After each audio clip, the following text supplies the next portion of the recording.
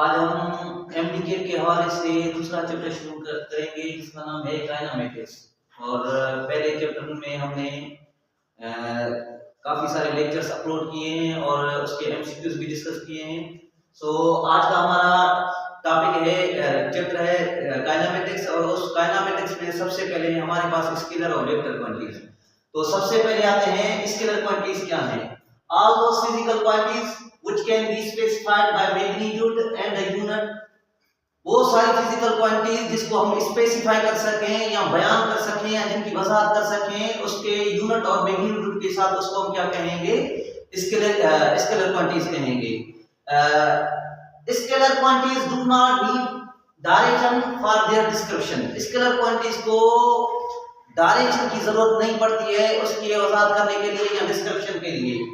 तो scalar quantities को हम ऐड, सबट्रैक्ट, मल्टीप्लाई और डिवाइड करेंगे सिंपल अलजेब्रा के रूल्स के मुताबिक। और इनके डेली लाइफ में मिसाल कौन से हैं हमारे पास है, वर्क है, इलेक्ट्रिक फ्लक्स है, वॉल्यूम है, विस्कोसिटी है, स्पीड है, डिस्टेंस है, ये सारे क्या हैं, स्केलर क्वांटिटीज हैं। तो स्केलर क्वांटिटीज क्या हैं, अगर स्केलर क्वांटिटीज को आप सिंपल लफ्जों में बयान करेंगे तो स्केलर क्वांटिटीज को दो चीजें होती हैं, एक होता है मैग्नीट्यूड और दूसरी होती है उसको यूनिट। जैसे सपोज हमारे पास क्या है 5 किलोग्राम। ये 5 क्या है, मैग्नीट्यूड है, और किलोग्राम क्या है, यूनिट है।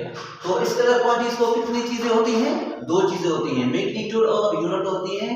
और स्केलर क्वांटिटीज को हम सिंपली ऐड, सबट्रैक्ट, मल्टीप्लाई और डिवाइड करेंगे। और स्केलर क्वांटिटीज के डेली लाइफ में मिसाल कौन से हैं, वर्क है, इलेक्ट्रिक फ्लक्स है, वॉल्यूम है, विस्कोसिटी है।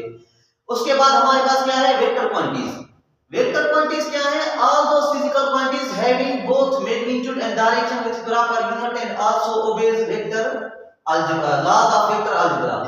इसके वेक्टर क्वांटिटीज को तीन चीजें होती हैं, उसको मैग्नीट्यूड होता है, यूनिट भी होती है और डायरेक्शन भी होती है। और ये जो वेक्टर के लॉज हैं इनको ओबे करती है। और किसी भी वेक्टर क्वांटिटीज को हम विदाउट डायरेक्शन के मेंशन या उसकी डिस्क्रिप्शन नहीं कर सकते हैं।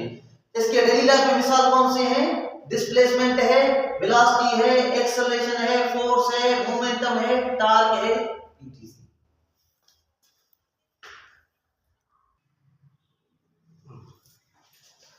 तो अभी हम पढ़ेंगे representation of a vector.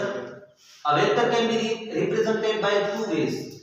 Vector को हम दो तरीकों से रिप्रेजेंट या जाहिर कर सकते हैं। पहला है हमारे पास एनालिटिकल या सिंबॉलिक रिप्रेजेंटेशन और दूसरा है हमारे पास ग्राफिकल रिप्रेजेंटेशन। तो in analytical method vectors are denoted by letter with arrow और in bold letters. Analytical method में या सिंबॉलिक रिप्रेजेंटेशन में हम वेक्टर को कैसे रिप्रेजेंट करेंगे, किसी भी लेटर के ऊपर हम क्या देंगे, एरो देंगे या उनको हम बोल्ड फेस लेटर्स में लिखेंगे। और वेक्टर के मैग्नीट्यूड को हम कैसे रिप्रेजेंट करेंगे, स्मॉल से रिप्रेजेंट करेंगे या सिंपली इसको हम ऐसे लिखेंगे। और ग्राफिकल रिप्रेजेंटेशन कैसे होगी वेक्टर की, graphically a vector can be represented bye a direct line segment. The length of line shows its magnitude and arrowhead gives its direction. ये जो हमारे पास एक लाइन सेगमेंट है, ये जो लेंथ है, ये लेंथ किसको रिप्रेजेंट कर रही है, मैग्नीट्यूड को। और ये हेड जो है ये किसको, ये जो एरो है वो किसको रिप्रेजेंट कर रही है, डायरेक्शन को। तो ये जो है इसको हम टेल भी कहते हैं, इनिशियल पॉइंट भी कहते हैं। ये जो हमारे पास है इसको हम हेड भी कहते हैं, फाइनल पॉइंट भी कहते हैं और टर्मिनल पॉइंट भी कहते हैं। तो कंक्लूजन निकालें तो हमने आज दो चीजें पढ़ी हैं। एक हमने पढ़ी है कि वेक्टर को हम सिंबॉलिकली कैसे रिप्रेजेंट करते हैं, किसी भी लेटर के ऊपर हम एरो देंगे या उसको हम बोल्ड फेस लेटर्स में लिखेंगे।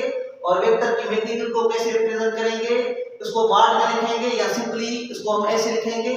और वेक्टर को ग्राफिकली हम कैसे रिप्रेजेंट करते हैं, वेक्टर को ग्राफिकली हम किसी भी लाइन सेगमेंट से रिप्रेजेंट करते हैं। जो लेंथ ऑफ लाइन है वो इसकी मैग्नीट्यूड को शो करती है, जो एरो है वो इसकी डायरेक्शन को शो करती है। Thank you.